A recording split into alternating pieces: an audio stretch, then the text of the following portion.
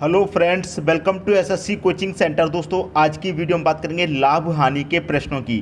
दोस्तों, कल भी मैंने लाभ हानि का वीडियो बनाया था, परसों भी बनाया था और आज फिर से लेकर के आ गया। तो इसका मतलब ये है कि लाभ हानि आपका जो चैप्टर है वो कंप्लीट होने वाला है, क्योंकि तीसरा वीडियो है आज। और कल का जो वीडियो था वो काफ़ी लंबा वीडियो था, बड़ा वीडियो था, जिसमें काफ़ी प्रश्न कराए थे। तो आपको अगर लाभ हानि में कोई भी प्रॉब्लम है तो चैनल की प्लेलिस्ट में जा करके आप लाभ हानि के सभी वीडियो देख लीजिए और रेगुलर वीडियो देखते रहिए। आप एग्ज़ाम की तैयारी कर रहे हैं तो आपका एग्ज़ाम ज़रूर क्लियर होगा, लेकिन प्रैक्टिस करना बंद मत करना और वीडियो देखना कभी बंद मत करना। तो चलिए स्टार्ट करते हैं। दोस्तों, पहला प्रश्न है, एक व्यक्ति ने कुछ पेंसिल 1 रुपये में 5 के भाव से खरीदी और 1 रुपये में 2 के भाव से बेच दिया, उसका लाभ प्रतिशत ज्ञात कीजिए। ठीक है, क्या करना है? लाभ प्रतिशत ज्ञात करना है। देखिए, ऐसा प्रश्न कभी भी हो कि 1 रुपये में इतनी खरीदी और 1 रुपये में इतनी बेच दी, तो उसमें करेंगे क्या? यहाँ पर देखिए, मैं बना लेता हूँ रुपये और क्वांटिटी। क्वांटिटी मतलब वस्तु, ठीक है, फिर रुपये, फिर क्वांटिटी। क्लियर?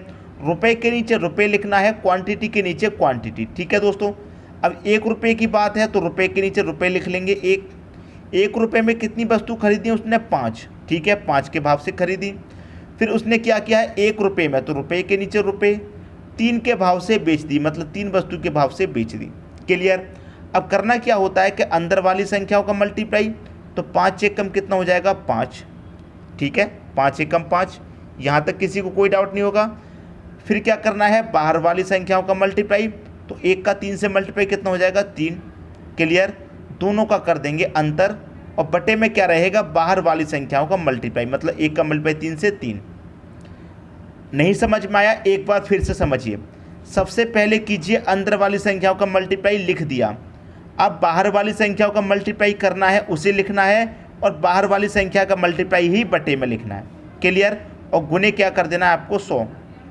अब 5 में से 3 जाएगा, कितना बचेगा? 2 बटे में 3 गुने 100। 2 का मल्टीप्लाई 100 से होगा, कितना हो जाएगा? 200 बटे में कितना? 3। 3 से कटाओ, 3 छिक्के 18 कटेगा। 20 में से 18 कट गया, कितना बचा? 2। 2 में फिर से 0 लगा, 20 हो गया। फिर से 3 छिक्के 18। अब 20 में से 18 तक कट गया, 2 भाग जाएगा नहीं, दशमलव, कितना हो जाएगा? 20। फिर से 3 छिक्के 18 कटेगा, फिर से 3 छिक्के 18 कटेगा, फिर से 3 छिक्के 18, 3 छिक्के 18, यही चलता जाएगा।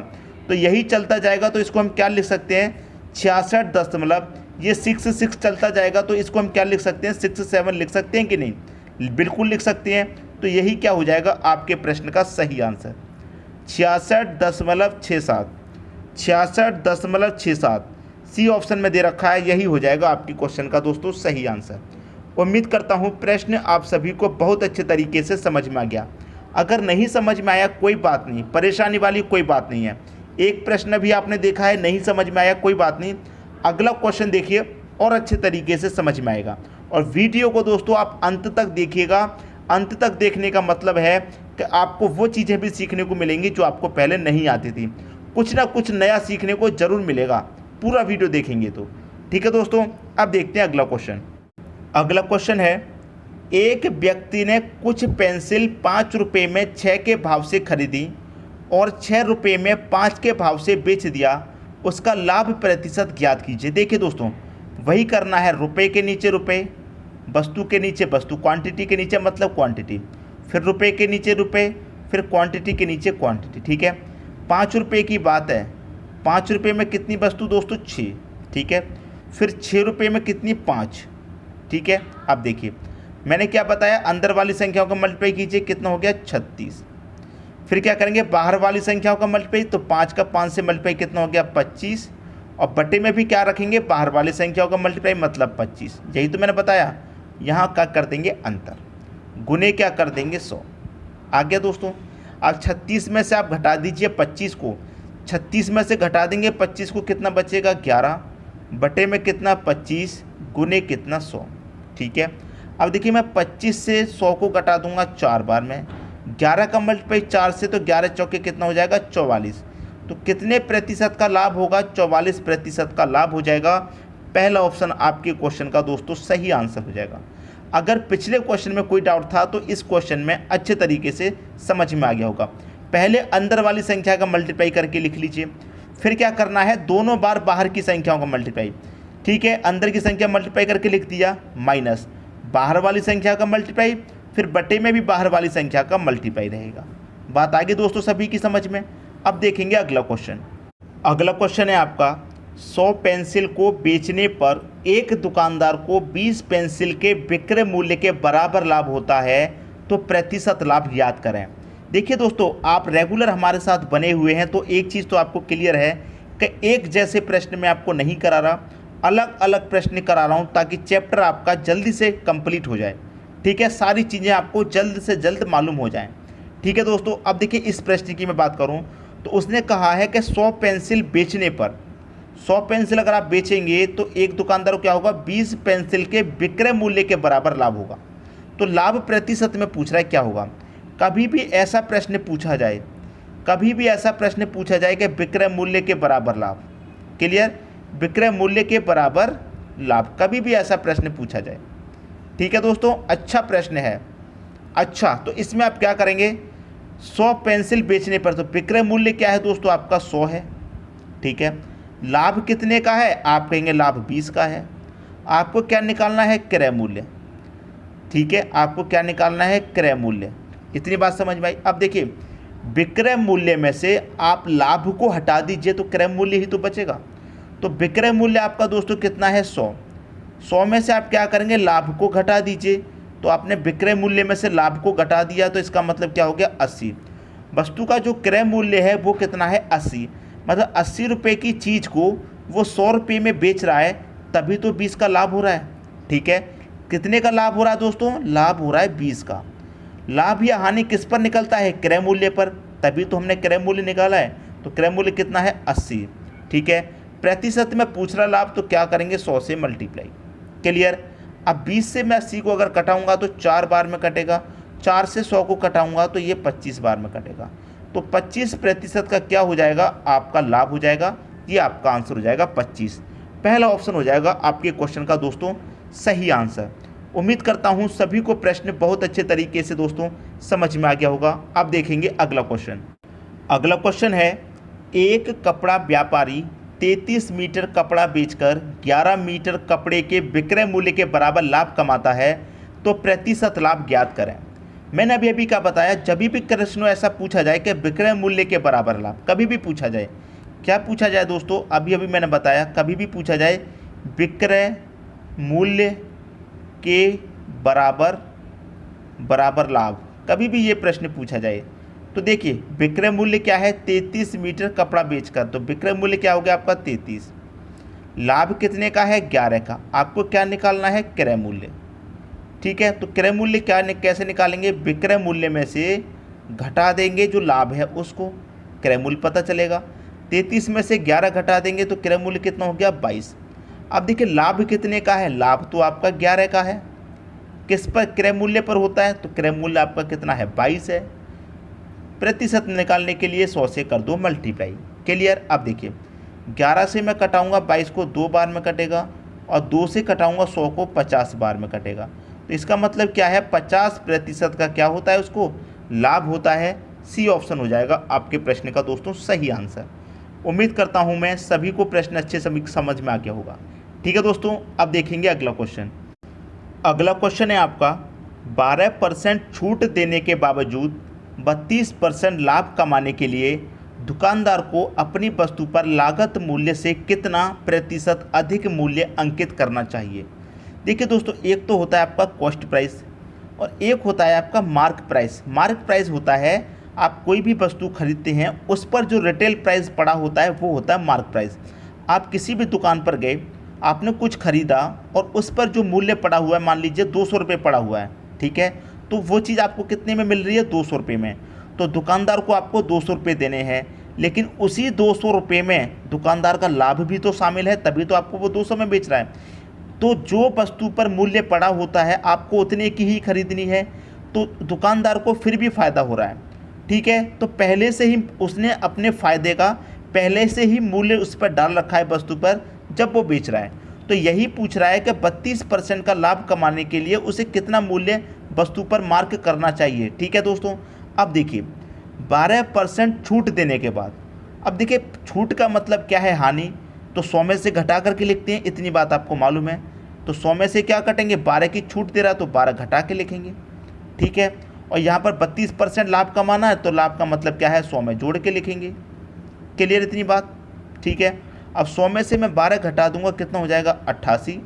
100 में 32 जोड़ दूंगा, कितना हो जाएगा 132। अब देखिए 88 रुपये की चीज़ को हमें कितने में बेचना है, 132 में। 88 की चीज़ को कितने में बेचना है, 132 में। तो 88 की चीज़ को 132 में बेचेंगे, कितने का प्रॉफिट हो रहा है, 88 से 132 पे जाएंगे, कितने का प्रॉफिट, 44 का प्रॉफिट हो रहा है कि नहीं हो रहा। 44 का प्रॉफिट कितने पर निकलता है, कॉस्ट प्राइस पर। तो कॉस्ट प्राइस आपका कितना है, 88 है। प्रतिशत में निकालने के लिए क्या करेंगे, 100 से मल्टीप्लाई। ठीक है, अब देखिए 44 से मैं 88 को कटाऊंगा, 2 बार में कटेगा। 2 से 100 को कटाऊंगा, 50 बार में कटेगा। 50%, ये आ गया आपका आंसर, बी ऑप्शन। तो 32% लाभ कमाने के लिए दुकानदार को अपनी वस्तु पर लागत मूल्य से कितना प्रतिशत अधिक मूल्य अंकित करना चाहिए, 50% मूल्य अधिक अंकित करना चाहिए।